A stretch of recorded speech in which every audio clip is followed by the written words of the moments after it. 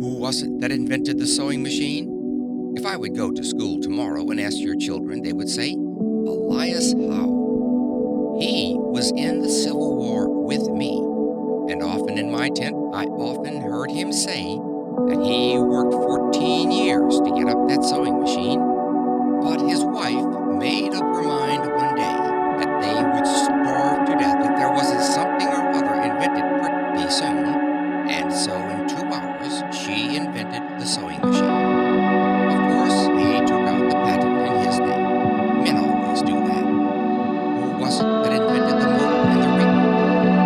According to Mr. McCormick's confidential communication so recently published, it was a West Virginia woman who, after his father and he had failed altogether in making a reaper and gave it up, took a lot of shears and nailed them together on the edge of a board with one shaft of each pair loose, and then wired them so that when she pulled the wire one way it closed them, and when she pulled the wire the other way it opened them, and there she had the principle of the mowing machine. If you look at a mowing machine, you will see it is nothing but a lot of shears. If a woman can invent a mowing machine, if a woman can invent a jacquard loom, if a woman can invent a cotton gin, if a woman can invent a trolley switch, as she did and made the trolleys possible, if a woman can invent, as Mr. Carnegie said, the great iron squeezers that laid the foundation of all the steel millions of the United States, we men can invent anything under the stars. I say that for the encouragement of men. Who are the great inventors of the world? Again, this lesson comes before us. The great inventor sits next to you, or you are the person yourself. Would you say, I have never invented anything in my life? Neither did the great inventors until they discovered one great secret. Do you think it is a man with a head like a bushel measure, or a man like a stroke of lightning? It is neither. A really great man is a plain, straightforward, everyday, common sense man. You would not dream that he was a great inventor if you did not see something he had actually done. His neighbors do not regard him so great. You never see anything great over your back fence. You say there is no greatness among your neighbors. It is all away off somewhere else. Their greatness is ever so simple, so plain, so earnest, so practical that the neighbors and friends never recognize it. True greatness is often unrecognized. That is sure. You do not know anything about the greatest men and women. I went out to write the life of General Garfield, and a neighbor, knowing I was in a hurry, and as there was a great crowd around the front door, took me around to General Garfield's back door and shouted, Jim, Jim! And very soon, Jim came to the door and let me in, and I wrote the biography of one of the grandest men of the nation, and yet he was just the same old Jim to his neighbor. If you know a great man in Philadelphia and you should meet him tomorrow, you would say, How are you, Sam? Or Good morning, Jim. Of course you would. That is just what you would do. One of my soldiers in the Civil War had been sentenced to death, and I went up to the White House in Washington, sent there for the first time in my life to see the president. I went into the waiting room and sat down with a lot of others on the benches, and the secretary asked one after another to tell him what they wanted. After the secretary had been through the line, he went in and then came back to the door and motioned to me. I went up to that empty room, and the secretary said, That is the president's door over there. Just rap on it and go right in. I never was so taken aback, friends, in all my life. Never. The secretary himself made it worse for me, because he had told me how to go in and then went out another door to the left and shut that. There I was, in the hallway by myself before the President of the United States of America's door. I had been on fields of battle where the shells did sometimes shriek and the bullets did sometimes hit me, but I always wanted to run.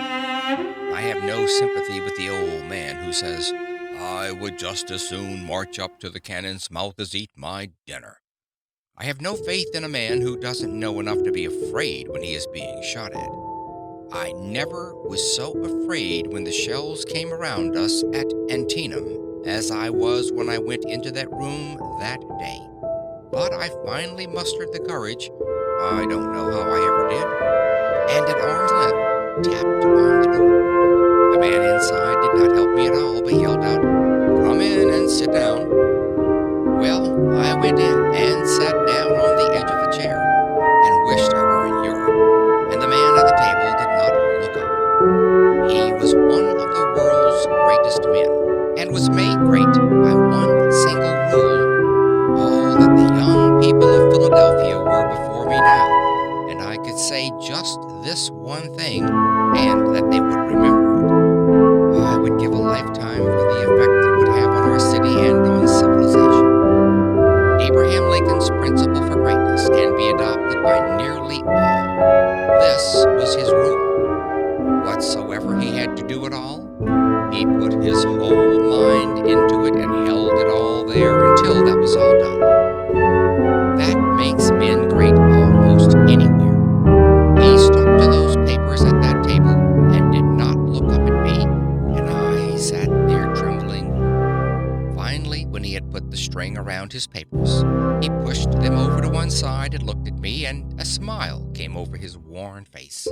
He said, "I am a very busy man and have only a few minutes to spare. Now, tell me in the fewest words what it is you want." I began to tell him and mentioned the case, and he said, "I have heard all about it, and you do not need to say any more. Mr. Stanton was talking to me only a few days ago about that. You can go to the hotel and rest assured that the president never did sign an order to shoot a boy under 20 years of age, and never will. You can say that to his mother anyhow." Then he said to me, "How is it going in the field?" I said, "We sometimes get discouraged." And he said, "It is all right. We are going to win out now. We are getting very near the light. No man ought to wish to be President of the United States, and I will be glad when I get through. Then Tad and I are going out to Springfield, Illinois. I have bought a farm out there, and I don't care if I again earn only 25 cents a day. Tad has a mule team, and we are going to plant onions." Then he asked me, "Were you brought up on a farm?" I said, "Yes, in the Berkshire Hills of Massachusetts." He then threw his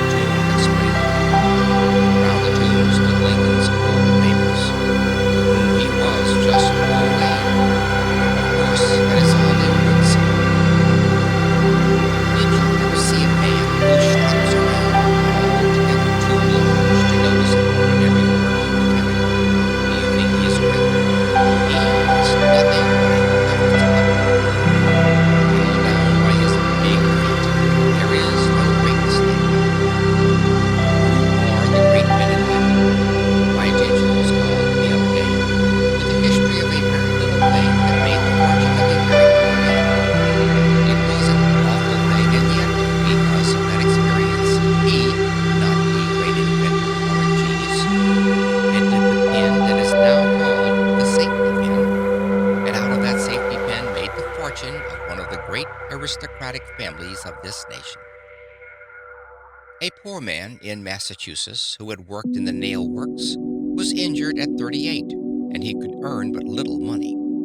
He was employed in the office to rub out the marks on the bills made by pencil memorandums, and he used a rubber until his hand grew tired.